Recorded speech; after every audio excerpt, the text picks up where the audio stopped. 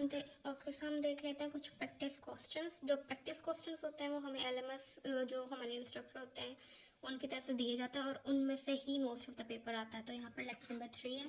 Question number 1 है हमारे पास, express differential equation के this value into a separable form. जब भी हमने सेपरेबल फॉर्म में करना होता है तो हम सबसे पहले, अगर तो मल्टीप्लाई हो रहा होगा तो हमने अंदर मल्टीप्लाई कर लिया यहाँ पर। उसके बाद जो के की जो वाई की वैल्यू होती है वो हम एक साइड पर ले आते हैं और जो एक्स की वैल्यू होती है वो हम एक साइड पर ले लेते हैं और उसका हम डिफरेंशिएट कर देते हैं। बस इस क्वेश्चन में ये हुआ। और जो सेकंड क्वेश्चन है इसका वो आप लोग देख लें। यहाँ पे आपको क्वेश्चन समझाऊंगी नहीं, आप बस एक दफ़ा गो थ्रू कर लें। अगर आपने स्क्रीनशॉट लेना तो स्क्रीनशॉट ले लिए। वो क्वेश्चन है जो पेपर में मोस्टली आते ही आते हैं। ये भी एक लेक्चर नंबर 3 का क्वेश्चन है। ये हमारे पास लेक्चर नंबर 4 का क्वेश्चन आ गया 10।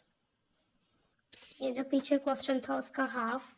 और ये भी हमारे पास क्वेश्चन लेक्चर नंबर 4 का ही एक क्वेश्चन है जिसमें हमने होमोजीनियस करना है। ये क्वेश्चन हम लेक्चर नंबर 4 में पहले पढ़ के भी आए। अगर आपने लेक्चर नहीं लिया तो आप वो लेक्चर ले सकते हैं। इसके अंदर सब कुछ बताया था कि होमोजीनियस फाइंड करना है सबसे पहले, उसके बाद उसको सेपरेबल फॉर्म में करना है, देन सब्स्टिट्यूशन करनी है। सब्स्टिट्यूशन करने के लिए हम y is equal to v x के इक्वल लेट करते हैं और इसके रूल्स भी होते हैं, वो भी मैं आपको पहले वीडियोस में बता चुकी हूँ, तो आप लोग वो देख लें।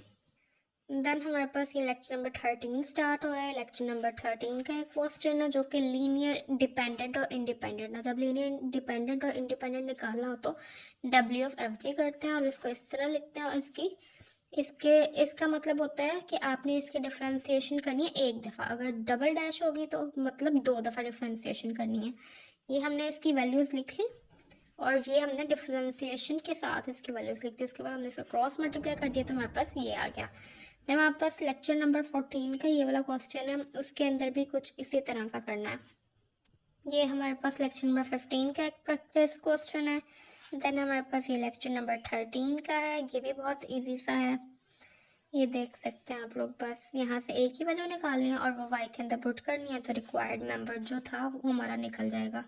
देन यहाँ पर लेक्चर नंबर 14 है हमारे पास। इसके अंदर भी हमने बताना कि डिपेंडेंट है या फिर इंडिपेंडेंट है, वैसे ही जैसे हमने पहले किया था वाई W ऑफ F और G। लेकिन यहाँ पर एक चीज़ का एडिशन हो गया। पहले हमारे पास बस 2 वैल्यूज होती थी F एंड G, अब हमारे पास F and G and H है तो हम डबल इंटीग्रेशन भी इसके अंदर करेंगे। F G H F dash then F double dash.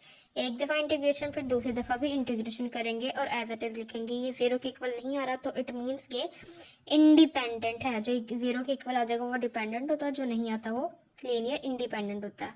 उसके बाद ये आ गया हमारे पास लेक्चर नंबर 15 के क्वेश्चन।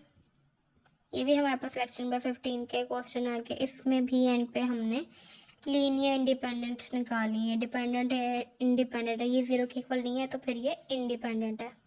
ये एक प्रैक्टिस क्वेश्चन आ गया लेक्चर नंबर 16 का। आप लोग इसके स्क्रीनशॉट्स लेते जाए, मोस्ट इंपॉर्टेंट क्वेश्चन है जो पेपर्स में आते हैं। उसके बाद ये आ गया लेक्चर नंबर 17 का क्वेश्चन।